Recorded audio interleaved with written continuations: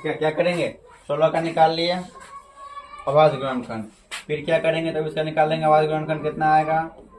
12 ना, 12 फिर कर ले 2 से लगाएंगे तो कितना आएगा? 6, फिर 2 से लगाएंगे तो 3। यहाँ लिखेंगे 16 इक्वल टू 2 गुना 2 गुना 2 गुना 2, 4 बार 2 है, और 24 को लिखेंगे तो कितने बार 2 आता है?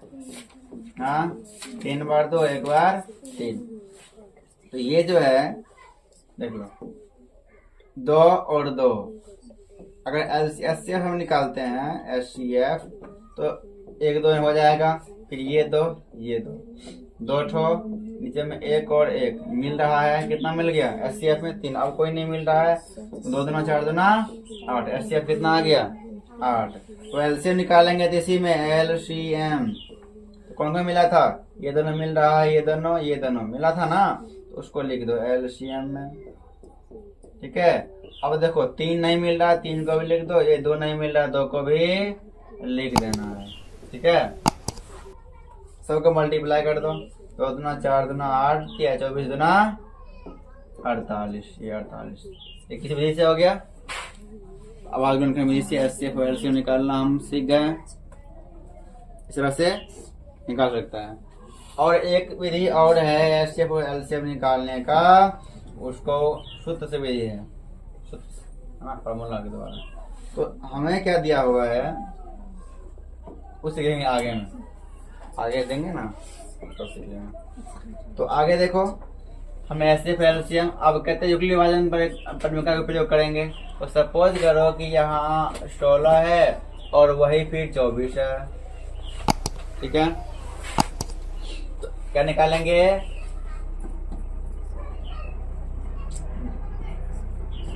यूक्लिड विभाजन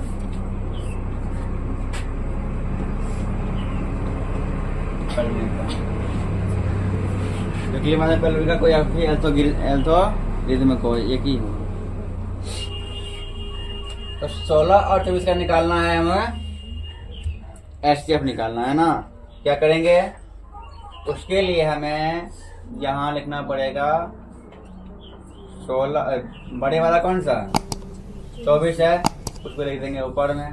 ठीक है, तो इसका एक याद रखना चीज, क्या इसका एक फॉर्मूला होता है कि ए 0 जो है, 0 किससे बड़ा होगा? आर से, और आर से बड़ा होगा बी। तो यहाँ देखना है आर जो है, ये आर क्या है? आर बराबर क्या होता है? ये आर जो है ये शेषफल है, आर क्या है? शेषफल है। और बी जो है, बी क्या है? बी जो है भाजक, बी क्या है? भाजक। और ए जो है वो क्या होता है? वो होगा भाज्य। ठीक ना। तो हमेशा कभी भी आता है ना, तो कभी भी क्या होता है? शेषफल जो है वो 0 से बड़ा होता है, 0 के बराबर। इस सिंबल का मतलब हुआ कि आर जो है वो 0 के बराबर होगा या 0 से बड़ा होगा। और 0 से बड़ा होगा आर, और आर से बड़ा हमेशा रहेगा बी। कहने का तात्पर्य ये हुआ कि हमेशा और हमेशा शेषफल जो आता है वो भाजक से छोटा होता है। ठीक है, क्या होता है? भाजक से छोटा। ऐसे में यहाँ मान लो 25 है, 25 में अगर हम दे देते हैं 4 से भागा, 4 4 के 24। ठीक है, तो इसमें ये जो है क्या कहलाता है? 4 क्या कहलाएगा? 4 कहलाएगा भाजक। जिसमें भागा दे रहे हैं वो क्या कहलाएगा? भाज्य। ठीक है, और जो परिणाम आया वो भागफल, और जो बचा वो शेषफल। शेषफल जो है ना, शेषफल कभी भी इससे बड़ा होगा नहीं होगा, उससे कम रहेगा। और हो सकता है 0 आ जाए, अभी 1 आया है ना, 0 आ सकता है, 1 आ सकता है, 2 आ सकता है, 3 आ सकता है, लेकिन 4 नहीं आएगा। हमेशा ये जो भाजक शेषफल क्या होता है? छोटा रहता है। अगर ये इसके बराबर आ गया, समझना कि भाग दे रहे हैं उसमें डिफॉल्ट है, वो गलती हो गया। ठीक है, तो कितना आएगा? शेषफल हमेशा क्या रहेगा? भाजक से छोटा होता है। और और ये भाजक जो होता है इससे छोटा है ये है। ठीक है, क्लियर है।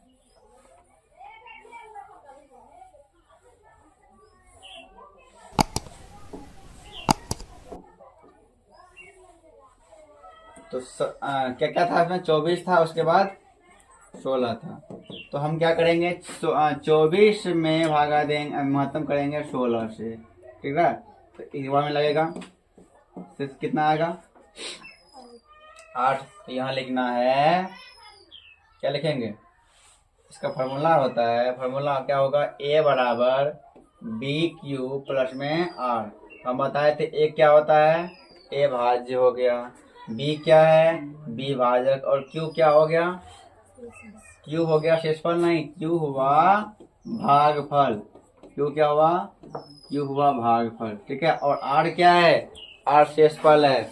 यानी सूत्र कहेंगे भाजक बराबर भाज्य बराबर भाजक गुना भागफल प्लस में शेषफल। क्या होता है भाज्य बराबर, भाज्य बराबर भाजक गुना भागफल प्लस शेषफल, फॉर्मूला होता है सूत्र। तो ये क्या है, भाजक है ना, भाजक बराबर सूत्र क्या होगा, तो ये होगा बी क्या है, बी भाजक है, तो भाजक क्या है 16 है। ठीक है, उसके बाद क्यू क्या है, तो क्यू भागफल है, भागफल कितना है 1 है, बचा क्या शेषफल रिमाइंडर, रिमाइंडर आ गया 8। ठीक है, सॉरी ऊपर होना चाहिए, यहाँ होना चाहिए 16 1 प्लस में। अब देखो इस पर बच गया, इसको घुमा लो, यहाँ लिख दो 16, 8 दूना 16, कट गया, कुछ बचा। अब बताओ भाजक क्या है 8, 8 लिख दिए, भागफल क्या है, भागफल है ना क्यू, यानी भागफल 2 आ गया, शेषफल क्या है, कुछ नहीं है तो 0, कुछ नहीं है तो क्या होता है 0 हो जाता है। ठीक है, अब अगर इसका हम एचसीएफ निकालते हैं, 24 और 16 का HCF बराबर कितना आएगा, वो अंतिम में किससे भागा दे रहे हैं 8 से, तो 8। या यहाँ पे पहला भाजक क्या है, अंतिम वाला भाजक जो होगा वही होगा आंसर, यानी एचसीएफ। तो यूक्लिड विभाजन से हम क्या निकाल सकते हैं, सिर्फ और सिर्फ एचसीएफ निकाल सकते हैं, एलसीएम निकाल नहीं सकते हैं। ठीक है,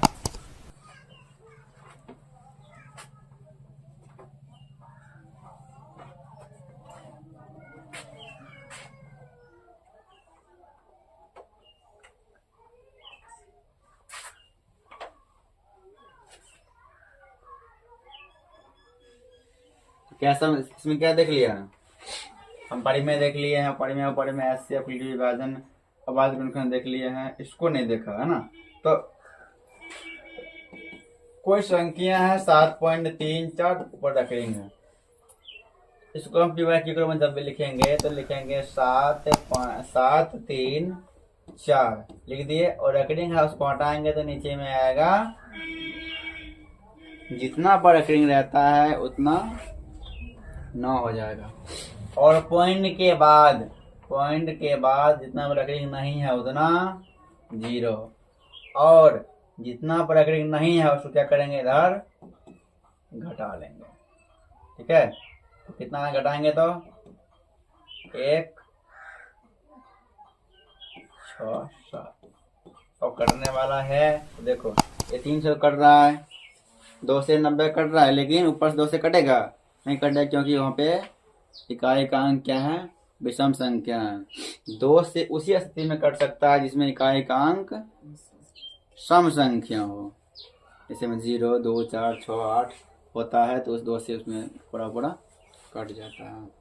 अब अगर हम 3 से काट, 3 से भी 90 कट जाता है, लेकिन 3 से कटेगा 7 13 14 नहीं कट रहा है। तो किसी भी संख्या को अगर जोड़ दो ऐसे, ठीक ना, कितना आ गया 14, और इसमें 3 से डिवाइड करो, अगर वो डिवाइड करने पर 3 से पूरा पूरा कटता है तो पूरा का पूरा संख्या जो है 3 से भाग लग जाएगा, नियम है।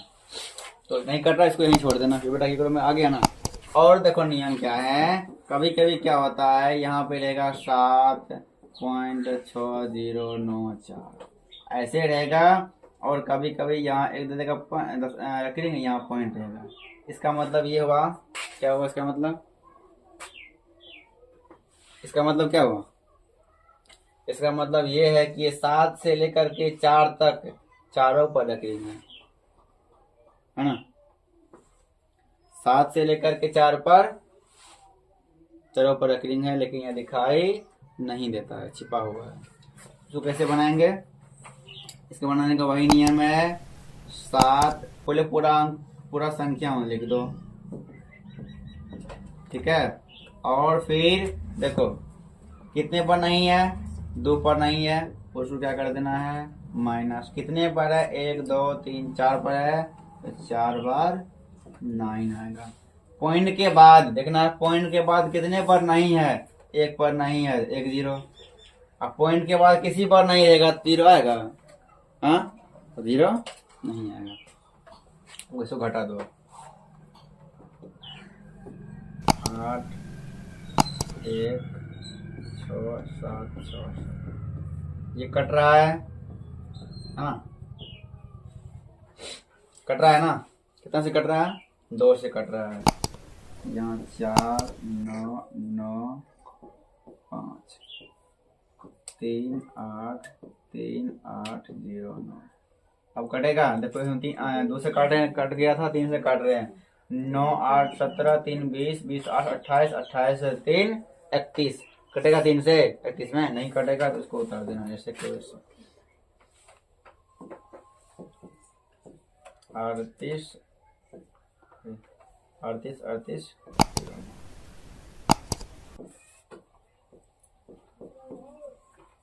ठीक है, क्यूआर कोड में बदलना है तो शॉर्ट कोड नियम है, ये अपना लेना, निकल जाएगा। ऑब्जेक्टिव में ये पूछता है, ठीक है। सब हमें 100% गारंटी है कि ऑब्जेक्टिव में आएगा ही आएगा। चलो अब ये हो गया। अब हम देखते हैं कि स्वाभाविक संख्या क्या होती है। स्वाभाविक संख्या क्या होता है, बताओ।